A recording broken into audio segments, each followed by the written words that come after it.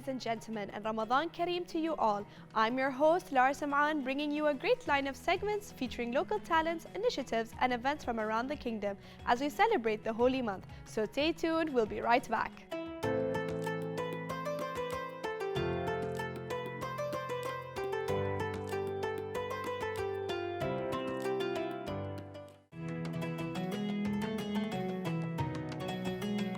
Switching into the art world, this Bahraini artist creates unique acrylic art pieces that can decorate any home. We have Maryam and Bayan Alqassab to talk to us more about their coming together as sisters in this field. Hi Maryam and hi Bayan, welcome to our studio. Thank you for having us. So can you tell us, how did you find your passion as an artist?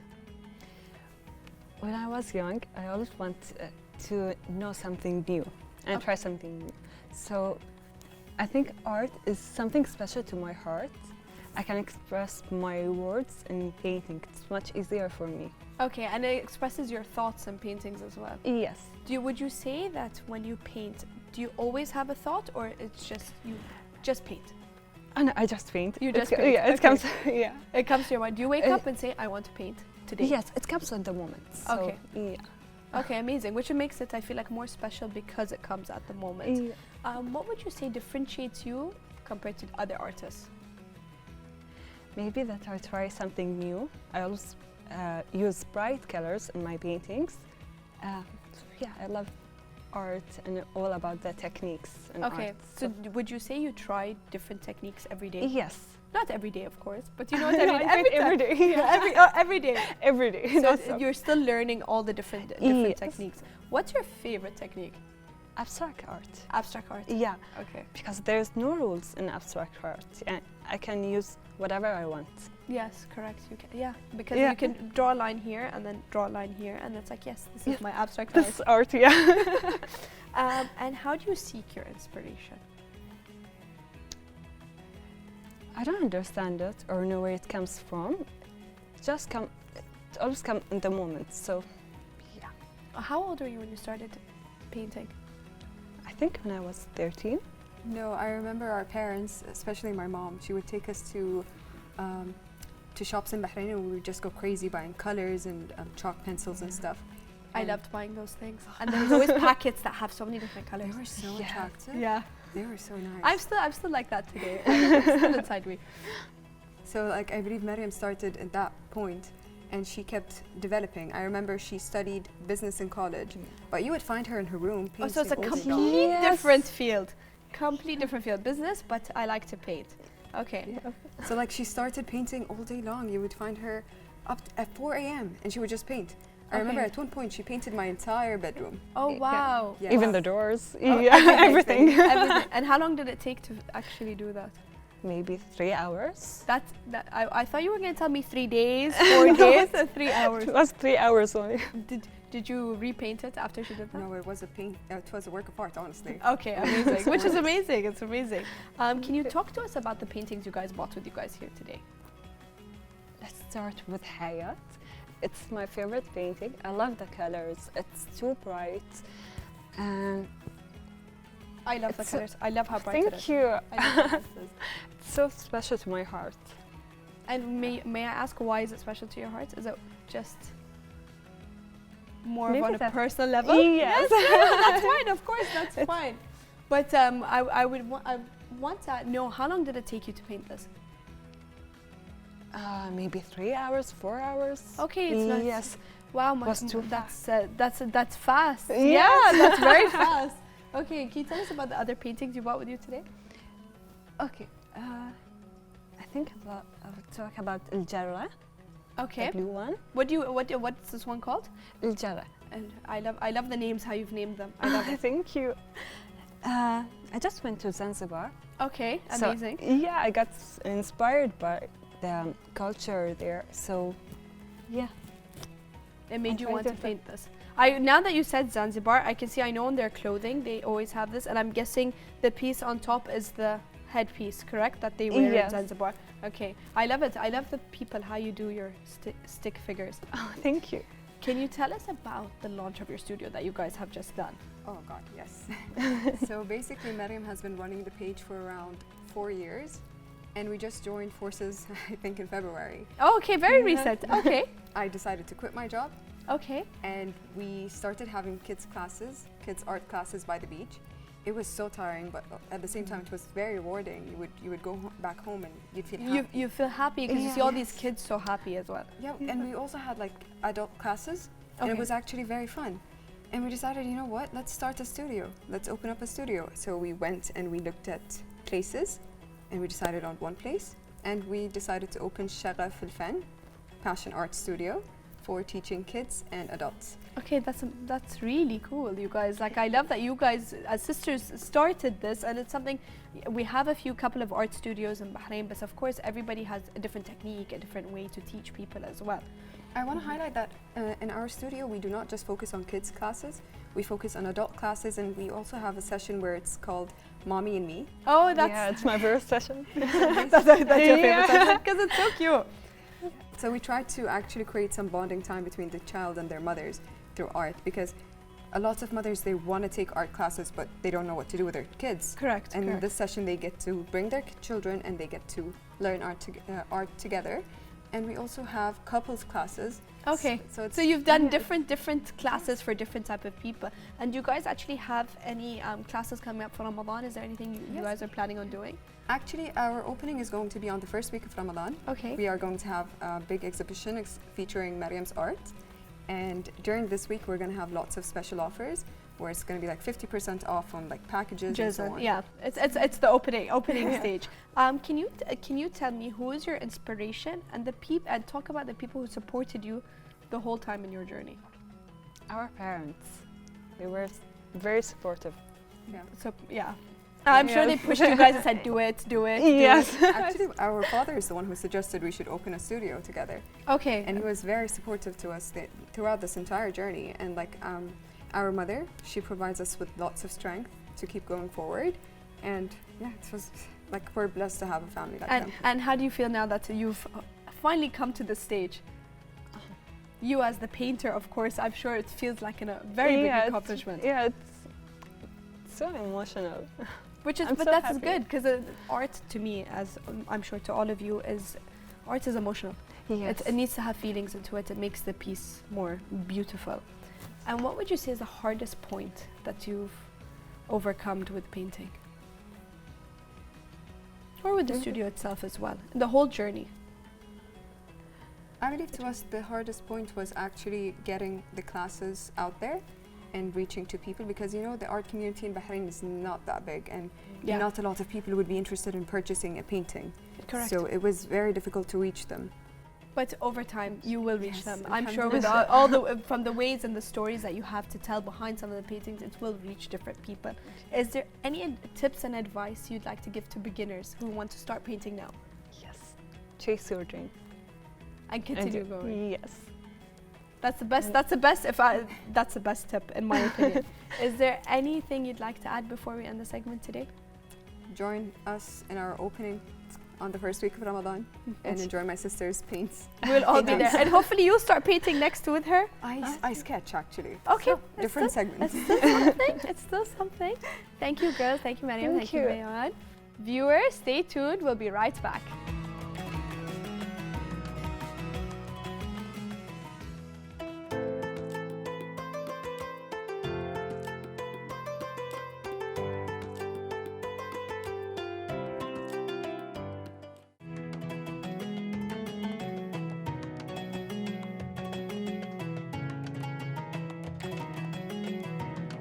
Here to shed some light on Bahraini culture through colorful brushstrokes. Feryal Ishaq is a local artist here to share her passion and love for our heritage through her paintings. Hi Feryal, and welcome to our studio. Hi, thanks for the invitation. So, can you tell us, how did you find your passion as an artist, and who supported you in the early years? Well, long time ago in high school, the art teacher encouraged me, and she admired my work, and I joined the art club.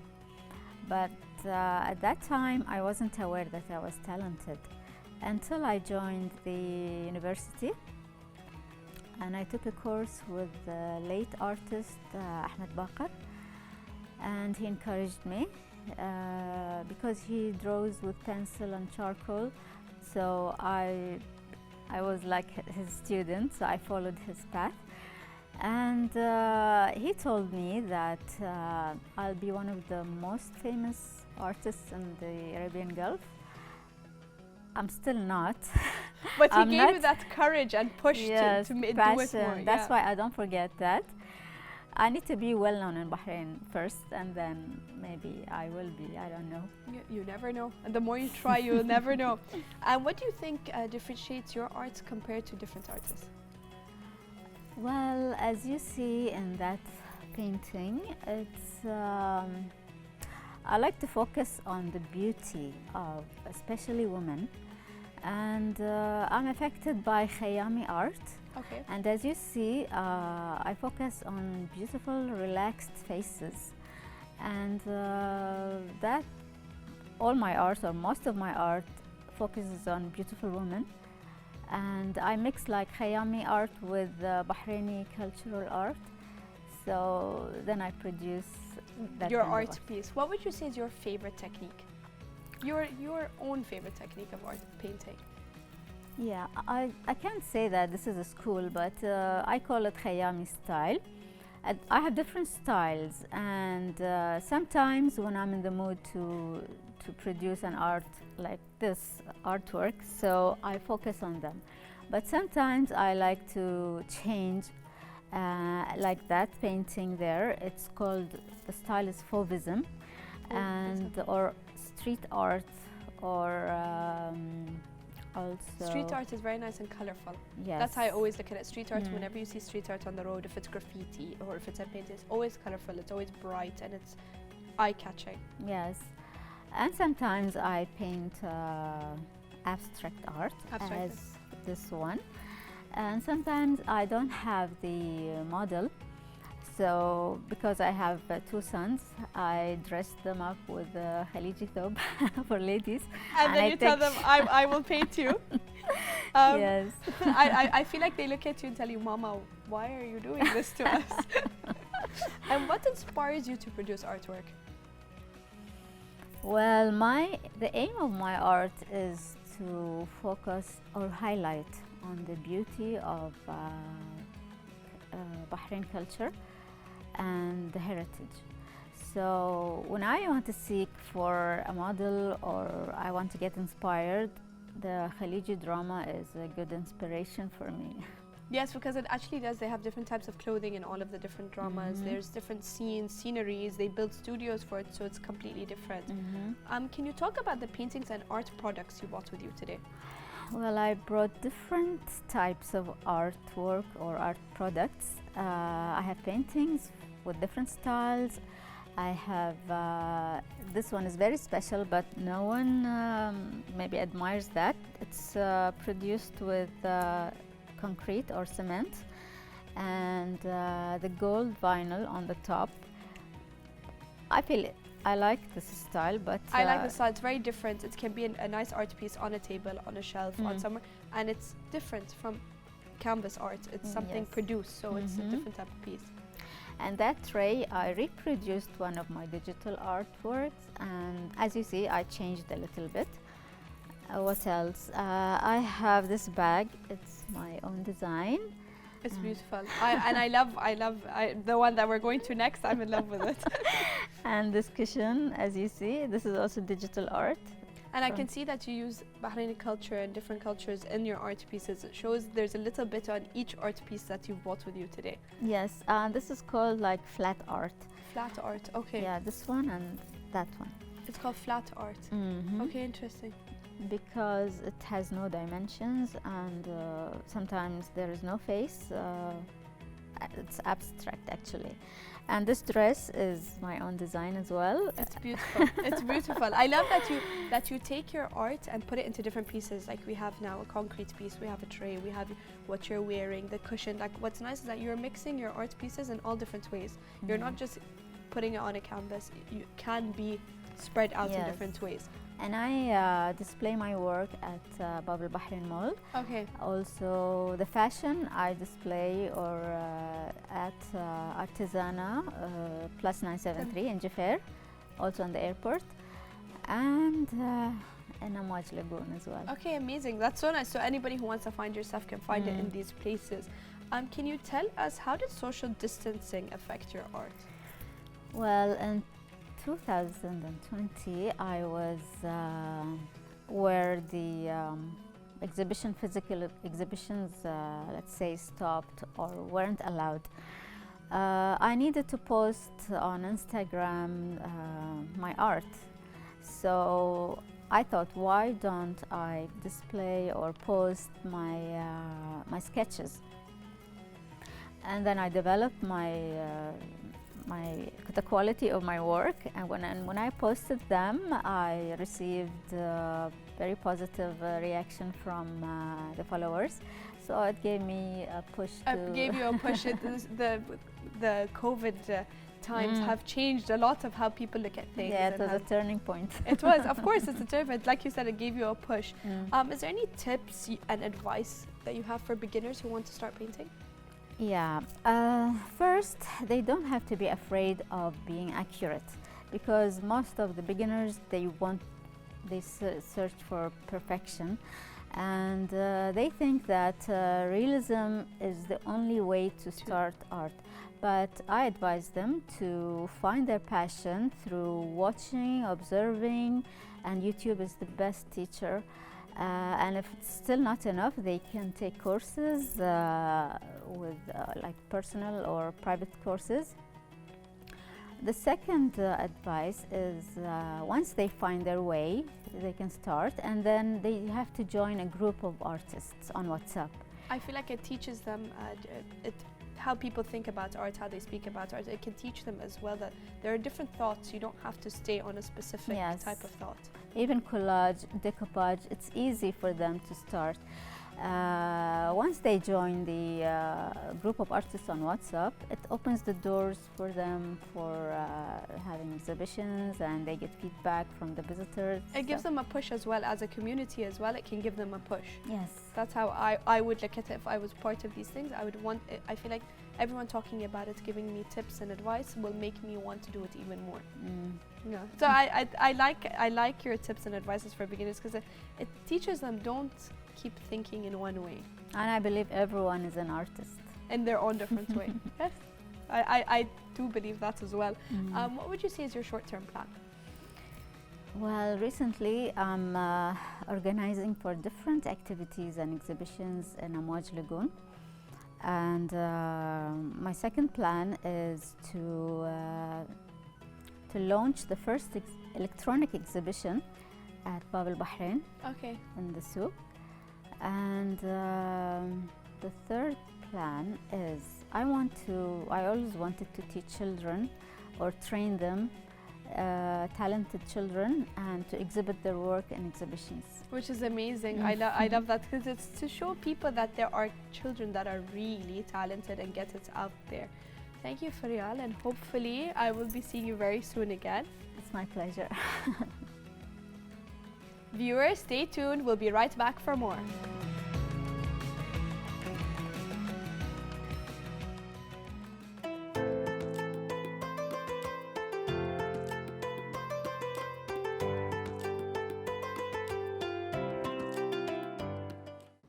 Ladies and gentlemen, welcome back to Bahrain Now. We've got an exciting segment coming up. I know a lot of you like to start to take care of your health during Ramadan. So we're here with Biokineticist Johan to give us some tips for this great month. So Johan, how are you doing? I'm good, thank you. It's great to be here. So what do you have lined up for us today? Today we're going to do a mobility workout that's going to help with our back posture from sitting the whole day that we are unable to move. So today's workout is going to be mobility, flexibility. And is there a specific time that this is best practiced at? Because I know a lot of people during Ramadan are asking, should they work out before or after iftar? I would say that this routine you can do during the day, even in the morning when you wake up, and you can do it after iftar, about an hour afterwards, before you start your gym routine, or before you go play sports, or you do your walking with your family. Perfect. So ladies and gentlemen, I hope you're ready to get started. Let's join them in the gym. Let's go. During Ramadan, we tend to move less as we sit a lot more, and we also have less energy. So the following mobilization, stretching routine, you can do about an hour after breaking your fast.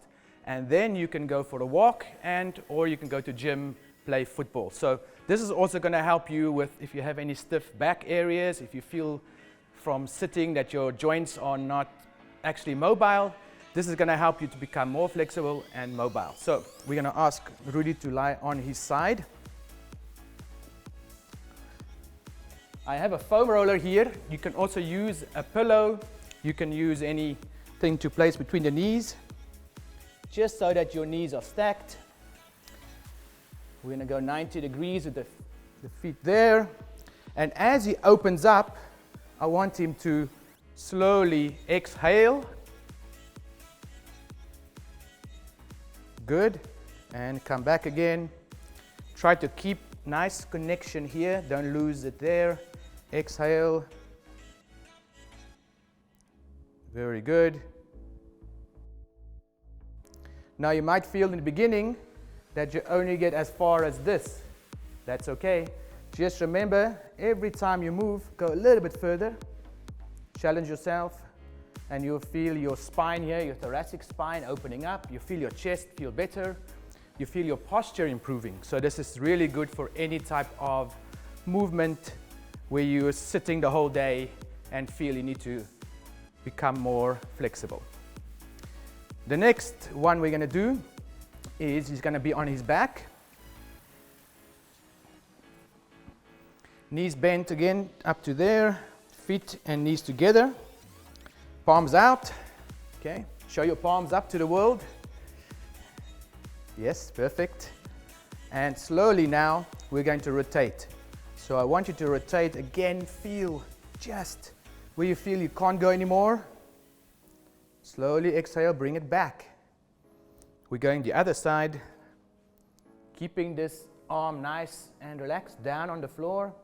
Feel the earth below you. We'll repeat this 6 times on each side. Gradually go further.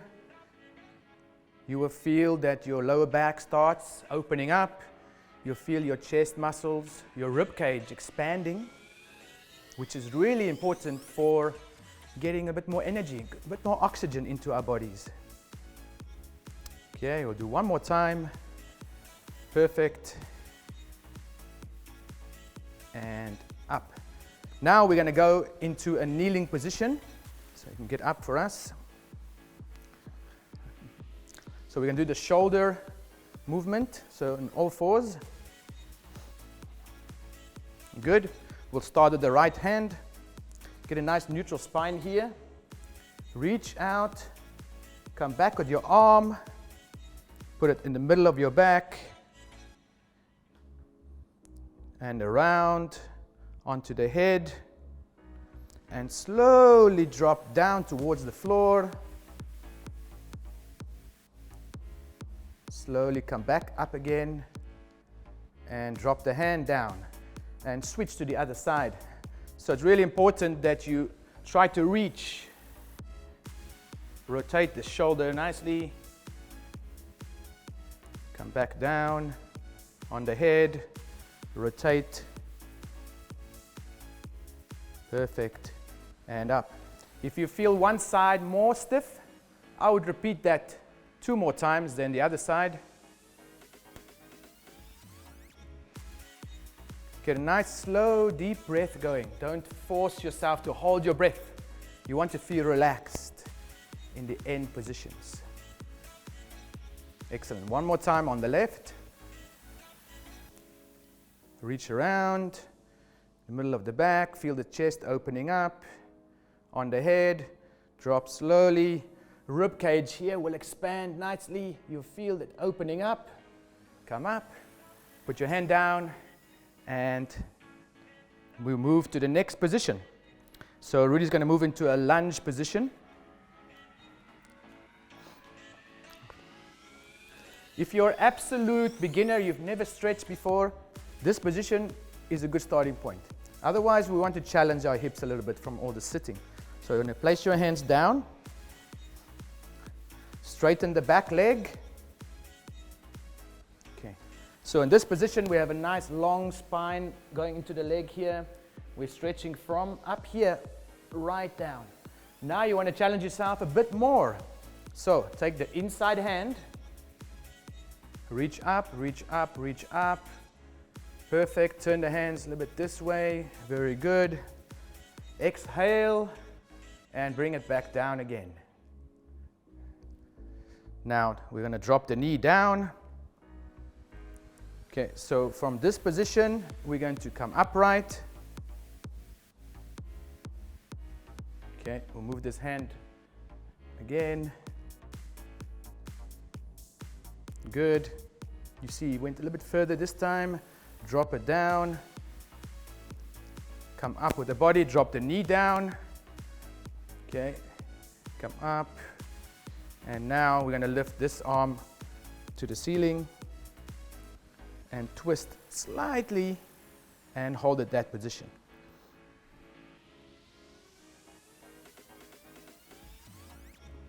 And release, exhale, and we'll repeat the whole sequence on the left leg.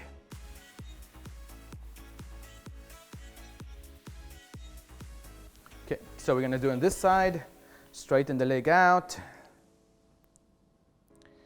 The inside hand will come up. Drop it down. Slowly drop the leg down. Come up from here. And slowly return back and relax. So you can complete this whole sequence 2 times, maybe 3 if you feel that you need to, and you will feel much better before you go for your exercise or walk. Just you can do it in the morning, you can do it in the afternoon, in the evening. It doesn't take a lot of energy, but it will give you lots of benefits. So that's a wrap for this routine today. Have a happy Ramadan and see you all next time.